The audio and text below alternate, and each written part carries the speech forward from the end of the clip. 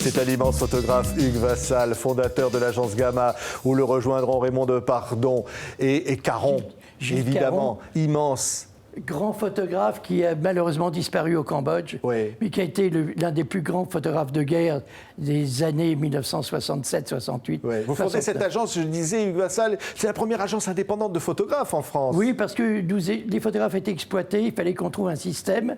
Et nous avons trouvé le système Gamma du partage, association Capital Travail. Ouais. Le capital touche son argent, le photographe touche son argent et le touche vraiment. Ouais. Et ça va vous conduire en Chine, ça va vous conduire en Afrique, tous les grands événements du monde. Mais tout ça, ça revient à Edith Piaf qui est ma fondatrice à moi, qui me découvre, me donne le show business et tout d'un coup je me dis le show business c'est fini, j'en ai assez, je vais aller en Chine, je vais aller à la cour impériale d'Iran, je vais aller en Afrique du Sud faire l'apartheid et là tout d'un coup quelque part humainement je me révèle. Oui, oui. Et là, tout a commencé comme ça. C'est un magnifique clip qui s'appelle Dans l'intimité des stars de la chanson, donc qui est publié à l'Archipel, qui raconte, et vous le disiez, Hugues Vassal, que tout démarre avec Edith Piaf. Mais oui, parce que je suis pauvre, je ne mange pas, je mange qu'un sandwich à midi. Toute la rédaction est partie se baffrer dans les halles, dans les bistrots. Coup de téléphone de Piaf, je change d'amant, envoyez-moi un photographe, je change à Dijon ce soir. Elle vous appelait pour vous dire je change d'amant. Non, elle appelle le rédacteur en chef. Oui. Moi je suis rien, je fais les chiens écrasés. C'était quoi? C'était ici Paris? C'est France Dimanche. Oui. Pierre Lazareff, France Dimanche, François, elle, un grand journal. Mais j'étais le dernier des derniers. Et alors, coup de téléphone, il n'y a personne. Le photographe des stars ne peut pas partir. Il reste que le minable qui fait les noms parus. Et on dit, Hugues, il faut te débrouiller. Tu prends le dernier train, c'était le Mistral. Elle chante ce soir à Dijon. Et demain matin, on veut l'ancien et le nouveau. Voilà. Alors vous photographiez donc le nouvel amant. Alors, j'arrive et Piaf me dit, tu me rends service. Tu diras à celui, mon guitariste, qui me lâche le mollet. Et puis tu diras à Félix Martin qui viennent dîner ce soir. Puis tes mecs, je vais te faire grossir. Tu viendras avec nous. Je fais mes photos. À la fin du repas, il me dit tu me plais, tu seras mon photographe. Incroyable. Et photographe de Piaf, c'est pas d'état d'âme, tu me regardes pas d'autorisation, tu fais ce que tu veux. C'est ça qui va créer l'autre style de photo. C'est-à-dire, il n'y a rien de fabriqué, c'est vrai. Tout est naturel. Les malheurs, les joies, les malheurs, avec Piaf. Les malheurs, les maladies, les joies, les succès. Les Olympias, les petits cinémas de quartier, les répétitions, toutes ces ambiances extraordinaires. Ouais. On voit les photos passer. En même temps, elle était comment, Edith? Comme on le croit aujourd'hui? Elle était grande professionnelle, intuitive, parfois très méchante et aussi très généreuse. Elle avait un cœur d'or. Et c'était pour moi une femme qui était habitée. Il y avait deux femmes. Moi, j'ai pas aimé celle au-dessous de la ceinture. C'est-à-dire celle au-dessus de la ceinture. Celle qu'il fallait aller dans son lit. J'aurais pu aller dans son lit, il a tout fait. Elle m'a proposé le kit des amants, le fameux kit. Une belle montre Cartier. Bon, elle offrait un kit pour chacun de ses amants. Oui, naturellement. Et en plus, elle m'avait offert tu me feras une levée de torchon. C'est-à-dire, elle voulait me donner 3 chansons. C'est un spectacle que je n'avais jamais chanté et tu feras la première partie. Carrément. Levé de torchon. J'avais dit non, je suis photographe et tout. Donc vous n'avez pas eu le kit des amants. Par contre, Moustaki l'a eu. J'étais jaloux de Moustaki quand elle me l'a présenté. Elle me l'a présenté, c'était drôle parce en général, elle était dépenaillée quand elle était chez elle au 67 bis. Mais quand il a fallu présenter Moustaki, c'était une princesse naturelle. Je vais te présenter mon homme. Et alors là, elle tricotait. Et quand Piaf se mettait à tricoter, ça veut dire qu'il y avait un véritable amant. Mais j'ajouterais qu'en 7 ans, jusqu'à la fin de Piaf, je n'ai jamais vu un tricot terminé. C'était Piaf. Mais Piaf, ça a fait toute ma vie. Mais ça m'a donné du courage pour tout. J'ai appris de cette femme le courage, l'intuition. Quand j'ai eu des grandes parce que vous l'avez vu malade, vous l'avez vu mourir jusqu'à la fin. Je l'ai vu mourir. Je l'ai fait sur son lit de mort, à sa demande. C'est-à-dire à sa demande. Elle était sur son lit quand elle est morte à Nice. On l'a rapatriée et ensuite on l'a installée dans le fameux lit mauve sur lequel j'avais été sans rentrer dedans, mais dans lequel beaucoup de gens étaient rentrés. Et elle était là, installée, c'était Piaf, avec son nounours à côté, en peluche, son lapin en peluche. Oui, j'ai fait la photo, mais j'ai pas de honte, j'ai pas fait par scandale, j'ai fait parce que je connais ma Piaf, elle le voulait. Oui. Elle m'a fait faire des photos, je sais, en 7 ans, sachant que c'est un livre que vous n'avez pas, que je vais vous offrir, et qui fait 5 kilos.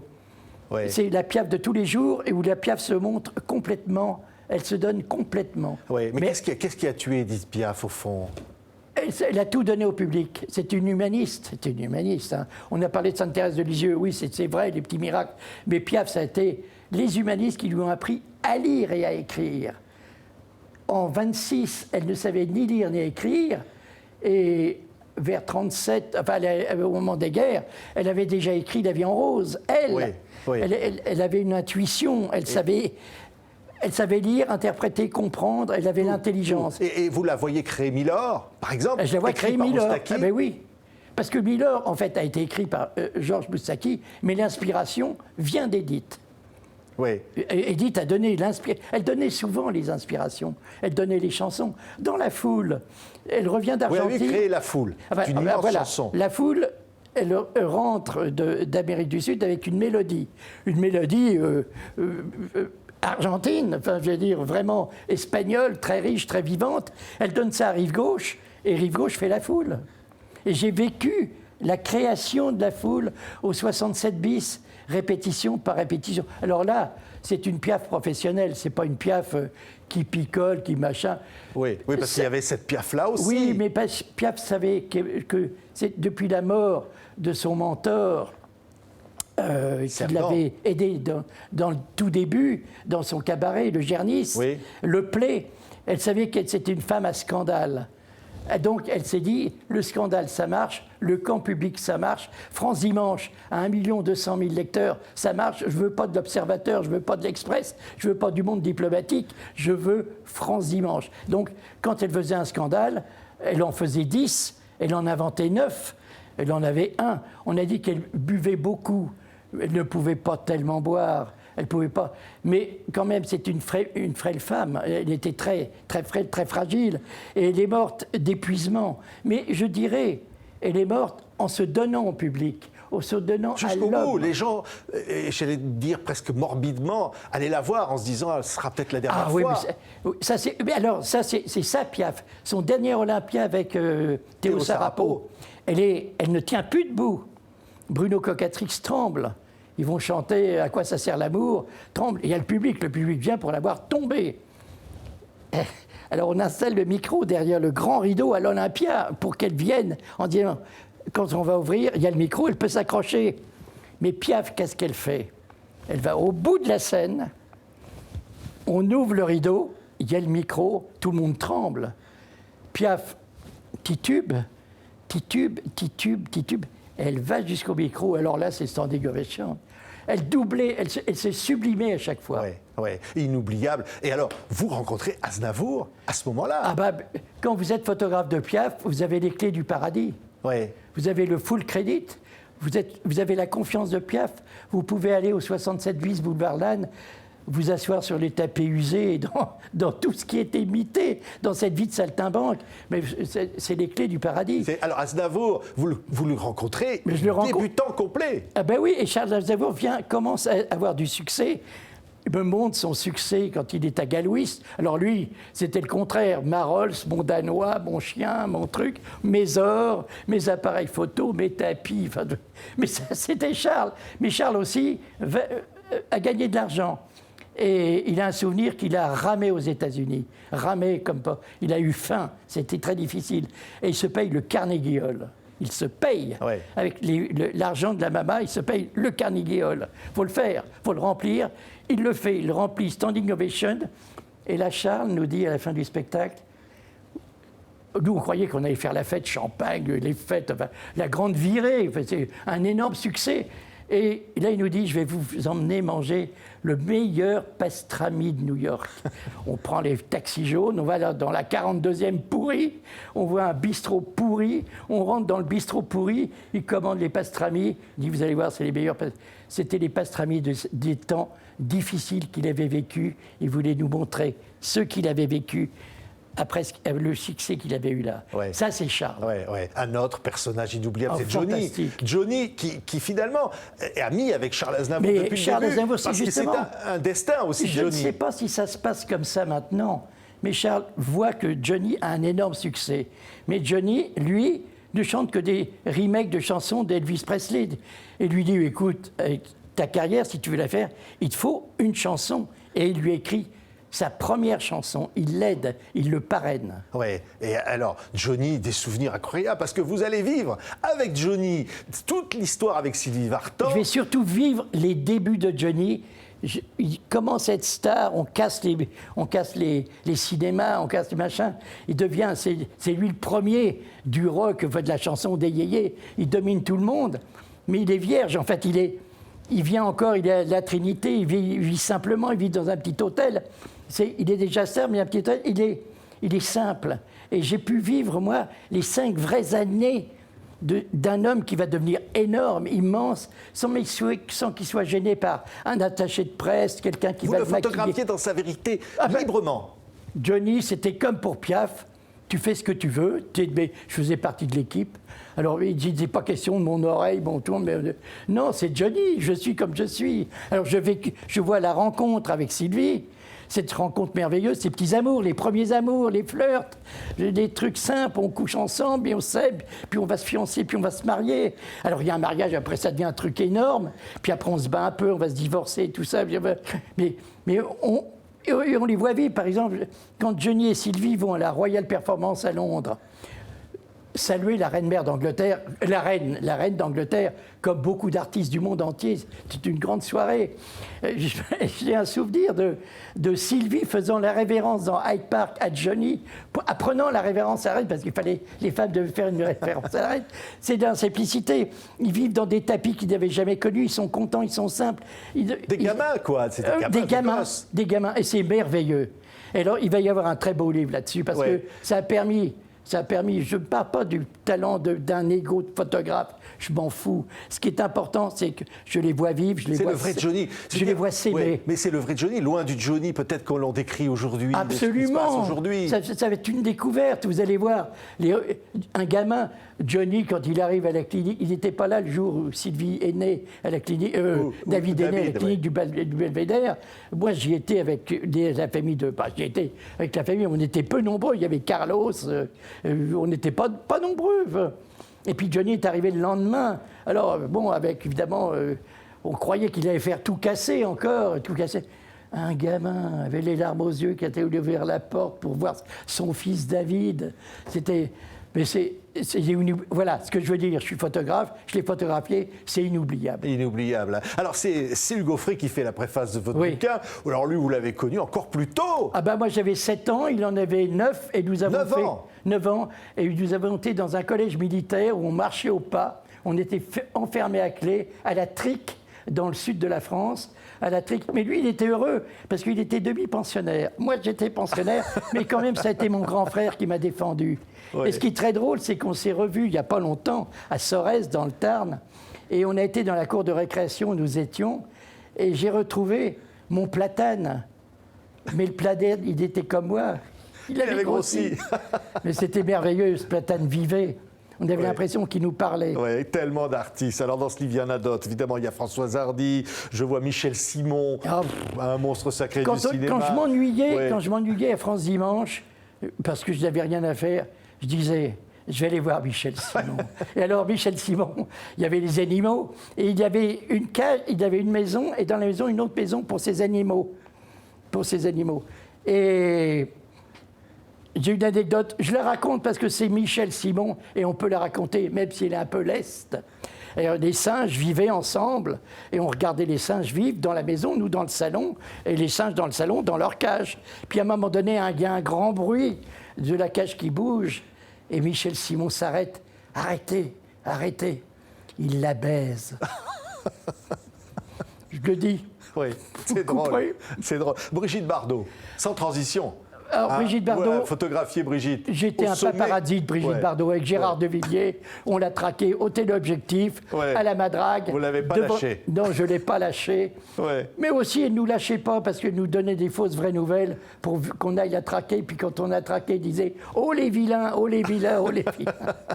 Alors Mireille Mathieu, c'est des bons souvenirs pour vous? De grands souvenirs. Avec Johnny Stark, elle est gamine. Elle arrive de cette famille nombreuse Mireille Mathieu, elle est star, hein? Elle est star. Mireille Mathieu, je l'ai connue au tout début, quand elle a réussi sa télé, Johnny avait voulu faire de moi son photographe. Ah oui, bah, cette photo est unique. D'abord, elle est unique parce que Mireille est en maillot et on ne l'a jamais vue. On le voit en maillot, oui. On ne la voyait jamais en maillot de bain. Là, c'est unique. Mais pour faire cette photo, c'est tout un cirque. C'était deux préjudicateur qui faisaient disparaître ce tigre. Et il y avait aussi un lion au spectacle de la MGM, le Metro Goldwyn Mayer Hotel. C'était un spectacle somptueux. Et Johnny avait décidé, Johnny Stark, qui avait toujours décidé, sauf le manager, oui. et manager, grand manager, grand, oui. Et qu'il fallait la photo de Mireille avec le tigre. Mais Mireille me connaissait, je lui avais fait faire une fois un orque qui sortait pour prendre un hareng. Ça avait mis une demi-heure parce qu'elle pleurait tellement elle avait peur. Donc elle me connaissait, elle me détestait pour ça. Elle m'a dit, d'accord, je ferai la photo si tu te fais photographier à côté du lion et du tigre. Et le lion et le tigre étaient en colère ce jour-là, ils avaient un problème entre eux, ils se mettaient des beignes, heureusement il y avait les dompteurs, et on était avec Stark, on avait vraiment la trouille, mais on était obligé d'y aller parce qu'il fallait la photo. Ah, c'est incroyable. Voilà. Mais alors oui, alors vous dites quand même que Mireille Mathieu, c'est quoi elle n'a pas eu de vie. C'est ce qu'elle a travaillé toute sa vie. Elle n'a pas eu de vie, elle n'a pas eu d'amour, elle n'a pas eu de... La seule chose que je pourrais dire de triste, après je me suis rattrapé avec Gamma, mais avec Johnny Stark, j'ai vu le monde entier, en première classe, en Cadillac 8-12 places, les plus grands palaces, les plus grandes boîtes. Je n'ai jamais été dans un musée. Je n'ai jamais visité une ville. On sortait de l'aéroport, on allait au palace, à la salle de spectacle, au studio de télévision, avec des stars. Ah, c'était somptueux. Oui. Mais pas de vie. Alors justement... Et donc elle n'avait pas de vie, Mireille? Aucune vie, parce que même à Moscou, quand on était avec Michel... Elle n'a pas eu d'amour dans sa vie. Elle n'a pas eu d'amant, on va dire. On n'a pas eu... Non, je pense qu'elle a eu quelques difficultés dans sa vie. D'une femme qui a été blessée. Je pense blessée par quoi? Elle a été blessée. Ce sont les mystères de la vie dont on ne parle pas toujours, ou qu'on veut effacer, qu'on veut chasser, mais qui sont toujours là et qui font que... Qui remontent à son enfance? Oui, je pense. Elle était en fait, c'était la deuxième maman de 13 enfants. Il y avait une maman épuisée par les enfants, et il y avait quelqu'un qui bossait, c'était Mireille. Pour ses 13 enfants, ses 13 frères et sœurs. J'ai beaucoup de tendresse pour Mireille. Mais alors, oui. Allez-y, par exemple, avec Hugues. Michel Delpech, quand on a été un mois en Union soviétique avec la tournée de l'Olympia, et Michel Delpech et Mireille Mathieu, on mettait Mireille Mathieu, après le spectacle, au lit, on l'abordait bien, avec une duègne qui la gardait bien, et nous, on allait faire la fête avec à la Michel vodka. Delpech. Avec... Alors, Claude François. Claude François, vous avez fait des photos de Claude tout gamin encore. Hein. Mais avec une ambition terrible, et un professionnalisme terrible. Oui, mais pénible. Mais épouvantable. Carrément. Pas de cadeau. Oui. Tolérance zéro. Qu'est-ce que vous diriez, Hugues? Pardon? Il était insupportable, quelque part? Avec moi, non. Avec les autres, oui. D'où ça venait, ça? C'est incroyable. Je ne sais pas comment dire. Je vais vous donner un exemple. Et c'est parce que je l'ai vécu avec Pierre pour le comprendre. Pierre, vous regardez, quand elle m'a vu à Dijon la première fois, que vous avez habillé un machin, un truc, c'est pas la peine, elle va directement là où il faut aller, à l'intérieur de vous-même. Tu sais pas. Si elle vous donne 19, vous êtes viré. Il faut avoir 20 avec Piaf. Eh bien, Clo-Clo, c'était la même chose. Avec la seule différence, c'est que Piaf était une humaniste et Clo-Clo pas. Pas humaniste? Non. Professionnelle à l'américaine, comme sont les Chinois maintenant. Mike Brandt, vous l'avez moins connu, mais vous avez senti cette fêlure qui va conduire... qui va le conduire à se suicider? Il y a deux personnes qui m'ont toujours un peu marqué, que j'ai vues très peu, mais que j'ai ressenti au regard en tant que photographe, qui étaient dans la détresse. C'était lui et Joe Dassin. Joe Dassin aussi. C'est-à-dire, il traînait derrière eux quelque chose. Je ne sais pas quoi, c'est pas le succès, non. Parce que le succès, ils ont tout, c'est quand même plutôt agréable. Et puis bon, c'était un jeune succès, donc on ne peut pas dire qu'ils étaient... ils allaient à se suicider. Mais ils étaient quand même, ils avaient derrière eux un lourd passif inconnu et qui se voyait aussi dans les photos. Parce que là, je fais une rencontre, c'est une rencontre de fiançailles, de rencontre affective. Même si les photos sont belles, on sent que ça va. Ça va pas. Mais pourquoi? Parce qu'ils étaient pris dans... Ils prenaient des substances. Est-ce qu'on peut le dire aujourd'hui? Non, parce qu'ils sont pris dans des vies... L'alcool, la drogue, c'était quoi? Il y a l'alcool, il y a la drogue, et puis parfois... Pour Mike Brandt aussi? Oui, je pense. Ah oui, pour Mike Brandt, oui, naturellement. Oui, absolument. Dassin, c'était l'alcool et la drogue, et aussi un cœur fragile. Ouais. Bon, ça marche pas. Et Mike Brandt? Mike Brandt, c'est aussi peut-être le relationnel. On ne rencontre pas toujours des gens qu'il faut. On ne rencontre pas des gens qui sont rectilignes. Et des photos qui sont magnifiques. Jacques Brel, inaccessible étoile. Dites-vous, vous photographiez Brel? J'ai fait les 3 dernières grandes galas, et en Belgique et en France, et en particulier en France à l'Olympia. Ce que je retiens de Brel, parce que on ne peut pas dire que c'est pas comme Piaf, 7 ans, Johnny Hallyday, ou les autres, ou Mireille Mathieu. Là, c'est 3 rencontres, mais 3 rencontres au bar Romain, qui est derrière l'Olympia, où on s'est abreuvé de bière, à l'époque, je picolais comme un fou, lui aussi d'ailleurs, on fumait, et on parlait de quoi? On parlait de Dieu. Avec Brel? Avec Brel. Ah oui. On parlait de Dieu. Et là, le grand conflit que nous avions entre nous, c'était qu'il disait Dieu, c'est nous. Et moi, je lui disais, j'ai peut-être changé d'avis, je lui disais Dieu est en nous. Et ça a été le socle de ma rencontre. C'est ça qui était riche. Je les voyais sur scène, ils chantaient sur scène, et après, ils se déboutonnaient. Ouais. Après, ils parlaient de leurs choses à eux. Et il faut que je raconte quand même Adamo. Oui. Adamo, je vais chez lui. Son père est mineur. Pas de fond, mais il a été mineur dans la mine. Oui, en Belgique. En Belgique. Oui. Il construit une maison. Je vais le voir. Il a déjà eu un succès. 2 succès. Je vais donc un petit feature sur lui dans sa maison de ses parents. Il a déjà 3 disques d'or que je photographie dans l'escalier qui mène au premier étage. Je le retrouve 30 ans après. Il chante à la ville de Blois. Il fait un gala. Je lui amène ses photos. Il y regarde, il pleure et il me dit « J'ai raté ma vie. Je suis passé à côté de la vie. » C'est-à-dire? Je n'ai eu que des succès, des chauffeurs, on m'a embrassé, j'ai vécu dans les palaces, mais je sais pas, il regrettait la maison de son père, les 3 étages, machin, avec ses petits... prendre un café dans sa cuisine avec son cocker. C'est ça qu'il aurait voulu. Ouais. Vous faites des photos incroyables de Joséphine Baker. Vous faites des photos, par exemple, des gens, au tout début, comme Michel Sardou. Vous le photographiez, c'est quasiment un gamin encore. Il ne fait que débuter. Il est avec Marcel Amont sur les photos. C'était la chance. Salut les copains n'existait pas avec sa couleur qu'elle est, avec le talent de Jean-Marie Perrier, tout bouleversé. Mais à l'époque, si j'avais présenté, alors là je ne dis pas ça, je dis bien le talent en toute sincérité de Jean-Marie Perrier, mais si Jean-Marie Perrier avait présenté ses photos à l'époque de Pierre Lazareff, il aurait fait tout de suite un mois de faits divers. Ouais. Parce qu'on exigeait, Pierre Lazareff, Bill Higgins, Max Corr, nos patrons, exigeaient des photos qui sont dans ce livre. Ouais. Et c'est ça qu'il voulait. Il ne voulait pas des photos apprêtées. Oui, regardez par exemple, là, je ne sais pas si on peut voir Michel Sardou. Regardez l'allure. C'est pas le Michel Sardou qu'on va voir après. Il est gamin. Il est gamin. Oui, incroyable. Oui. Ces photos sont absolument sidérantes. Mais après, ça va aller très vite. Après, il va devenir. Mais vous saisissez déjà que vous avez affaire peut-être à une future immense star. Oui. Oui, ça oui. Mais ça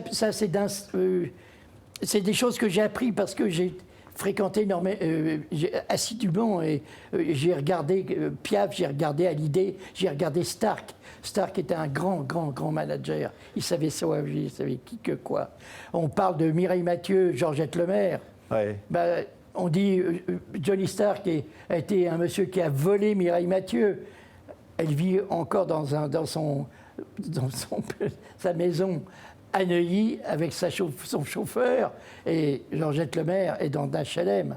Donc il n'y a pas de raison. Johnny Stark investissait toujours tout pour faire que sa vedette soit la plus grande. Ouais, on va défiler des photos de vous qui sont formidables dans ce livre, dans l'intimité des stars de la chanson, publié chez l'Archipel. Puis en même temps, je voudrais que vous racontiez, alors c'est inattendu, c'est Daniel Guichard. Vous allez avoir un accident d'avion. Et vous allez vous retrouver 4 jours sans manger, sans boire avec Daniel Guichard. Dans le désert du Ténéré, entre la Libye et Agadez, le Niger. On était parti faire, Daniel, que j'avais photographié, je ne l'avais pas vu depuis longtemps, je l'avais photographié à ses débuts, il m'avait dit, je faisais des photos d'animaux, j'aimerais que tu fasses des photos de la réserve d'animaux de VW au Niger, les girafes, les lions, le tigre, j'adorais ça, et on est parti en goguette à 4 dans son avion, Piper Cub, pas Piper Cub, un de son avion, petit avion. Et entre la Libye et Agadez, on a eu un moteur en feu. Et il a fallu atterrir. Un moteur en feu. Le pilote était d'ailleurs hier à une rencontre. Il faut atterrir tout de suite. Ouais. Il faut savoir atterrir. On ne sait pas si c'est dur, si c'est du mou. Alors imaginez déjà, on sait qu'on va mourir. Peut-être que même si on atterrit bien, on va piquer. On sait aussi qu'on n'a que 6 litres d'eau derrière dans le coffre. Et si l'avion arrive à s'arrêter, c'est les 6 litres qu'il faut sortir. C'est pas nous avec, mais les 6 litres d'eau. Et là, on a vécu 5 jours, 4 nuits et 5 jours en plein désert sans rien n'avoir. Si, une pomme qu'on a partagée, du dentifrice Signal à midi et un petit verre d'eau glacée le matin. Incroyable. Et alors, premier jour, c'est après l'atterrissage, on est vivant, parce qu'on a cru qu'on allait mourir. C'est atterrissage catastrophe.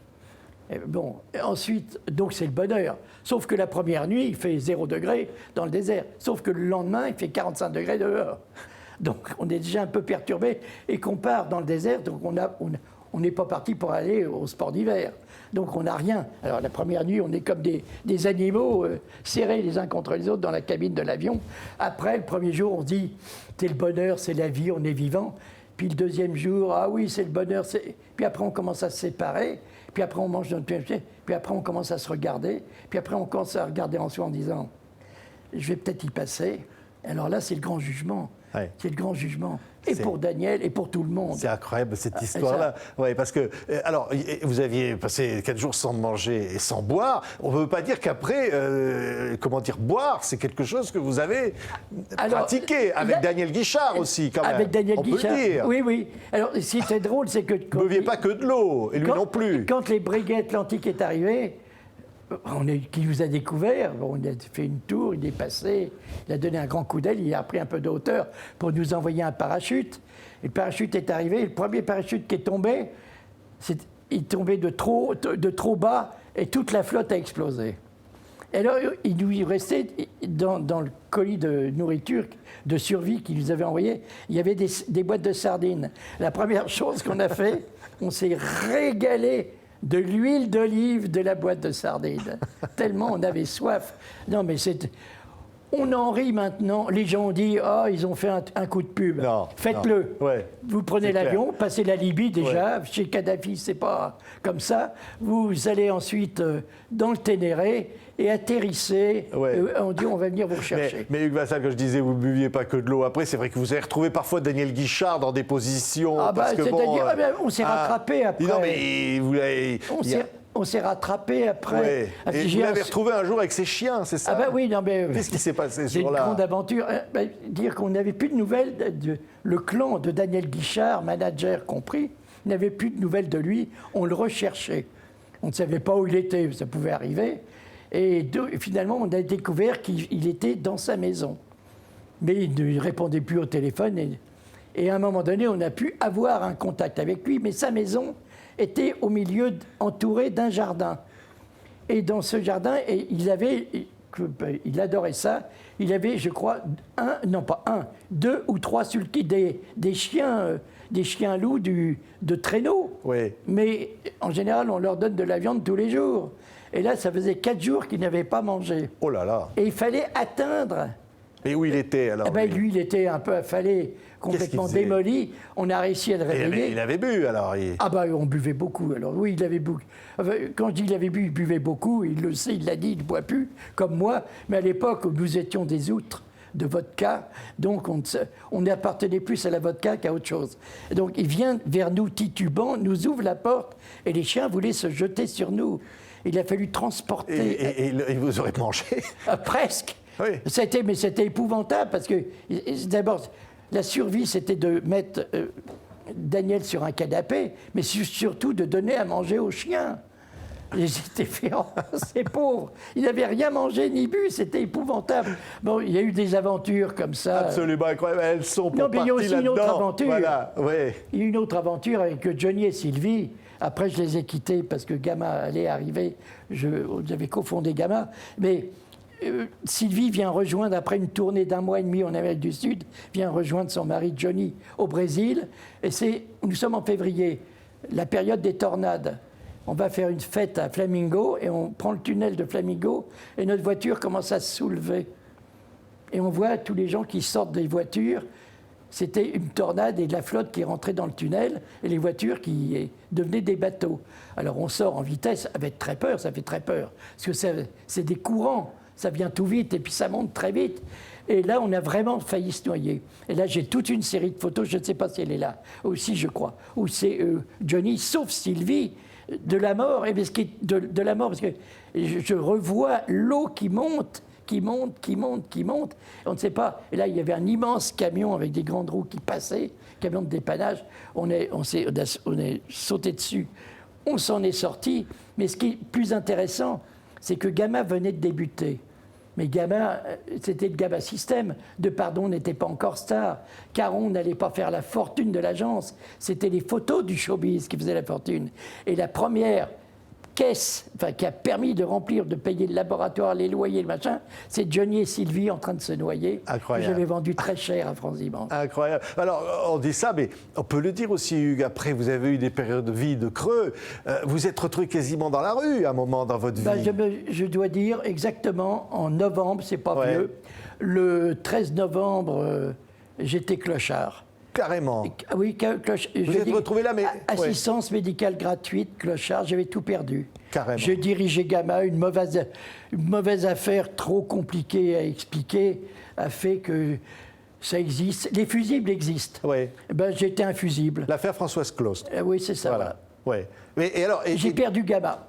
Oui. Mais alors, les amis, les copains, les Johnny, tout ça, ils vous ont appelé plus d'amis. Non, j'ai eu des Noëls solitude, là, terribles. Personne n'était là du showbiz pour vous aider. Personne. Si j'ai eu quelqu'un qui était ouvrière tapissière, elle s'appelle Isabelle, et je l'ai épousée, parce qu'elle m'a donné les clés de sa maison. Elle a vu que j'étais dans la misère, elle est Tourangelle. Et j'étais vraiment dans la misère, même si on veut réagir, même j'avais plus rien. Elle m'a dit, t'es chez toi. Je l'ai épousée. C'est magnifique. Je suis heureux. Magnifique. Et à côté de ça, vous avez connu la cour du Shah d'Iran. Vous avez été photographe officiel à la cour. Pas exactement, mais presque officiel. J'ai fait, évidemment, Sadat, j'ai fait Nixon, j'ai fait le 2500e anniversaire avec tous les chefs d'État, où le Shah d'Iran faisait défiler l'armée du savoir en mini-jupe. Devant Alé Séliassier, Podgorny, tous les grands d'État, ils étaient en mini-jupe. Ça a changé. Hein. Alors j'ai vécu ces événements-là, mais aussi des événements merveilleux. Ça fera l'objet d'un livre, Impératrice et Maman, parce que j'ai vécu l'impératrice Farah avec son premier enfant, son deuxième, la petite Leïla qui gratte le nez de son père dans le jardin. J'ai connu les photos intimes. Mais je n'ai guère travaillé que comme j'ai travaillé avec Piaf, en toute simplicité. On ne m'a jamais dit c'est pas ci, c'est pas ça. J'ai pas. Le miracle a fait que j'ai eu la confiance. Et votre humanité apparaît aussi dans les photos dénonçant l'apartheid. Lorsque vous allez là-bas, en Afrique du Sud. Nous allons avec l'idée de faire l'apartheid avec Floris de Bonneville de Gamma. Je me souviendrai toujours. On descend de l'avion, on nous dit « Vous allez repartir. Vous êtes en résidence surveillée. On vous donne 5 jours. Ne bougez pas une oreille. Et après, vous repartez. » C'était une sorte de visa de complaisance. Donc, le reportage est foutu. C'est vulgaire, mais enfin, il est raté. Et puis, un dimanche, avant qu'on reprenne l'avion, ils étaient un peu gênés. C'était Gamma commençait à être connu. Donc, il ne fallait pas non plus... Ils ont voulu nous faire une fleur. Vous allez aller voir des danses bantoues dans une mine d'or. Waouh! Le bantou en train de danser, badaboum, badaboum. Alors, on va dans une mine d'or un dimanche. On entend les bantous qui dansent sur un stade. Et puis là, on va vers un endroit où il y a des blancs et où il y a le public. On dit non, vous n'allez pas là. Ils ne voulaient pas qu'on parle aux blancs. et encore moins au noir. Mais ce que je ne savais pas, et ce que la photo révèle, et me révèle quand je les vois, ils nous ont mis en face. Oui. Alors en face, qu'est-ce que j'ai vu? Elle est toute petite, la photo, voilà, elle est là. Tout d'un coup, qu'est-ce que j'ai vu? On voit effectivement les noirs d'un côté et les blancs de l'autre. Séparés par une corde blanche. Ouais. Et alors, cette photo, elle est parue dans le Monde diplomatique. Je l'ai offert à Pérez de Cuéllar. Je dois aller en Afrique du Sud l'offrir officiellement, très prochainement, au président. C'est une photo du monde entier. Et c'est mon bonheur, c'est la photo de ma carrière. Ouais. Mais merci le showbiz. Ouais, mais merci le showbiz, merci Piaf, merci tout ça. Mais j'allais dire merci Hugues Vassal. Parce que votre humanité, elle apparaît dans vos photos, qui sont uniques. Elle ne ressemble à aucun autre. C'est vous, quelque part. Derrière l'objectif, on vous voit à chaque fois. Merci. Vous captez cette part de vérité. Mais je crois qu'il faut donner, on vous redonne. Il ne faut pas photographier ce qu'on voit, il faut aller... Mais ça, je l'ai appris d'une manière innée, sans le vouloir. C'est Piaf qui me l'a appris. Puis elle avait un don. Je l'admire, je l'aime. Vous l'aimez encore? Beaucoup. C'est vrai? Beaucoup, vous y pensez parfois? Tous les jours. Ah, Piaf fait partie de ma... Je ne dis pas de mes prières, je fais partie des gens auxquels je tiens... Je tiens Piaf, ah oui, Piaf. Parce que quand j'ai, dans ma misère, quand j'ai eu un besoin de m'en sortir, la personne auquel j'ai parlé, j'ai demandé quelque chose, j'ai pas dit ça, machin, tiens, non, j'ai dit, qu'est-ce qui t'arrive, qu'est-ce qui m'arrive? Et alors, on peut le raconter, mais les gens, ils vont dire, Hugues, il est fou, peut-être, mais c'est ça qui a tout déclenché. C'est qu'en 2 après-midi de suite, j'ai une main qui m'a caressé le bras et qui m'a dit, j'étais alcoolique, hein, j'entends bien, sieste d'alcoolique, vision, je sais pas, songe, peu importe, songe heureux, au lieu de délirium. Cette main, plusieurs fois de suite, m'a dit, ne crains rien, je suis là. Et j'ai pris dans ma tête ce songe, ce délirium heureux. Et le lendemain, j'allais voir un médecin en disant « J'arrête de boire. Ça fait 37 ans que je ne bois plus une goutte d'alcool, sans médicaments, sans rien. Mais pas un dé à coudre, rien. » Merci. Merci à Edith. Merci Hugues Vassal. Dans l'intimité des stars de la chanson, publié à l'Archipel. C'est un livre magnifique, voilà, qui vous ressemble. Merci beaucoup Hugues. Merci Patrick.